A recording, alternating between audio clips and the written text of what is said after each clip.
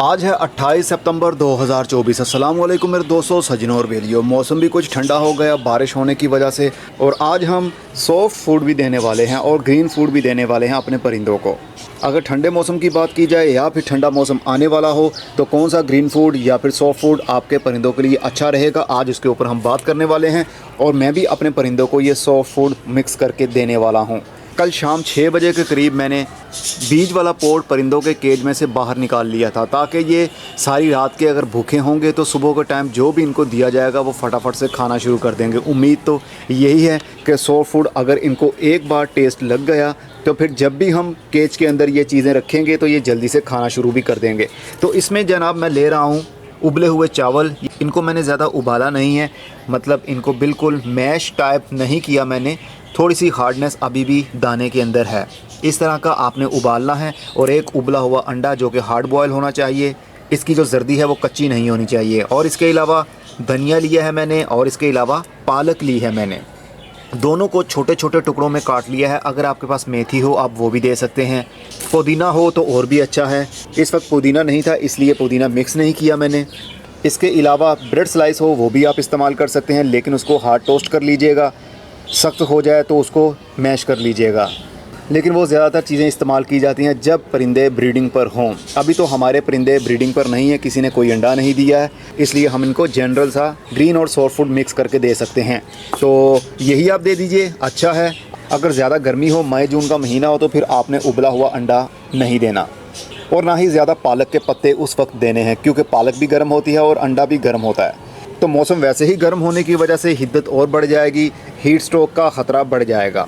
गर्मी के दिनों में आप धनिया का ज़्यादा इस्तेमाल करवा सकते हैं, पुदीने का ज़्यादा इस्तेमाल करवा सकते हैं, पालक दे सकते हैं लेकिन बिल्कुल मिनिमम से मिनिमम। चावल सर्दी गर्मी एक जितने दे सकते हैं। और अंडा भी ज़्यादातर सर्दी के दिनों में ही इस्तेमाल किया जाता है, हर हफ्ते में एक बार तो देना चाहिए। लेकिन गर्मी के दिन में अंडा ना दें तो अच्छा है, एक महीने में एक बार दे दें तो ठीक रहेगा। अब कितनी कितनी मिकदार लेनी है ये आप पर डिपेंड करता है और आपके परिंदों पर करता है डिपेंड कि वो खाते भी हैं या नहीं, और आपके पास कितने परिंदे हैं ये भी डिपेंड करता है। लेकिन जितना मैंने बना लिया है ये मेरे परिंदों के लिए ज़्यादा है। अगर उनको शौक़ ना हुआ, अगर तो उनको ऑलरेडी शौक़ हुआ खाने का, क्योंकि जब से मैं परिंदे लेकर आया हूँ उनको मैंने सॉफ्ट फूड खिलाकर देखा नहीं है और मुझे नहीं पता जहाँ से ये आए हैं वहाँ पर वो सॉफ्ट फूड इनको देते थे या नहीं। तो ये पहली बार का सॉफ्ट फूड होगा। अगर तो उनको पसंद आया तो हो सकता है कि ये कुछ ही मिनट्स के अंदर अंदर चट कर दें, और अगर उनको आदत ना हुई ये खाने की तो हो सकता है कि ये वैसे ही पड़ा रहे। लेकिन जैसे जैसे हम परिंदों को ऑफ़र करते रहेंगे एक टाइम आएगा उनको आदत पड़ जाएगी इसके खाने की, और फिर जब भी हम केज के अंदर रखा करेंगे वो फटाफट से खा लिया करेंगे।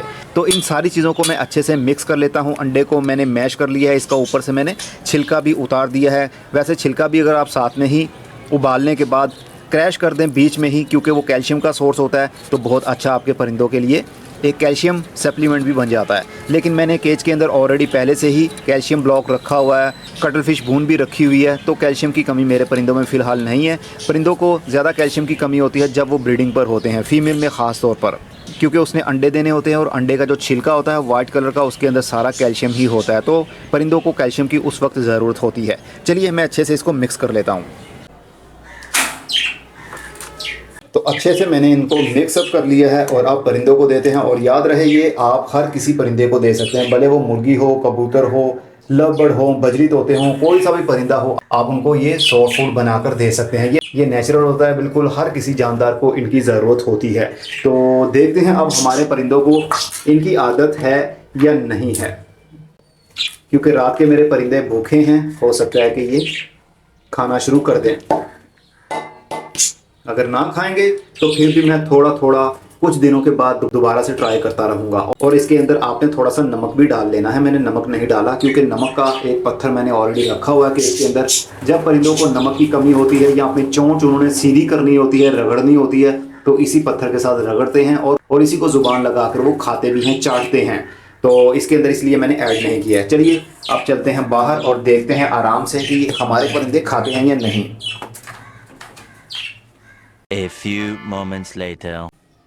ले जी, इनको तकरीबन 15 मिनट हो गए हैं, इनके करीब भी आकर इन्होंने नहीं देखा। और मैंने इनमें से थोड़ा सा फूड लिया और अलग से बर्तन के अंदर डालकर एक मटकी के ऊपर रख दिया कि हो सकता है कि ये परिंदे मेरे नए हैं, इसलिए नई जगह है इनके लिए तो घबरा रहे हों और ये करीब होगा इनके, तो हो सकता है इनसे भी खाना शुरू कर दें। लेकिन फ़िलहाल के लिए ये यहाँ पर भी नहीं आ रहे।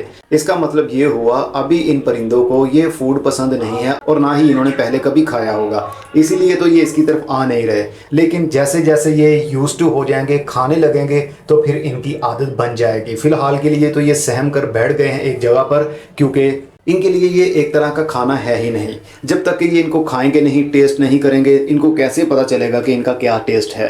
फिलहाल के लिए मैं सीड अभी भी इसके अंदर नहीं रख रहा हूँ केज के अंदर, ये यही खाएंगे। जब तक ये टेस्ट नहीं करेंगे तब तक मैं इनके बीज यहाँ पर नहीं रखूँगा और इसको मज़ीद मैं 3 से 4 घंटे के लिए नोट करूँगा। अगर इन्होंने टेस्ट कर लिया तो फिर मैं इनको रेगुलर दाना भी दे दूंगा। बस मेरा मकसद ये है कि थोड़ा सा भी ये टेस्ट कर लें तो इनको पता चल जाएगा। फिर जैसे जैसे मैं केज के अंदर ये चीज़ें रखता रहूँगा, आने वाले महीनों में ये फुली यूज्ड टू हो जाएंगे, इसके साथ खाने लगेंगे, आदत बन जाएगी, इनको पता चल जाएगा कि इसका टेस्ट कैसा होता है। तो जब भी मैं नेक्स्ट टाइम रखा करूँगा, ये फटाफट से उड़कर इसके पास आ जाया करेंगे और खाने लगेंगे। इसके अंदर सारे वो ट्रेस एलिमेंट्स भी मौजूद है जो कि परिंदों की ज़रूरत होती है।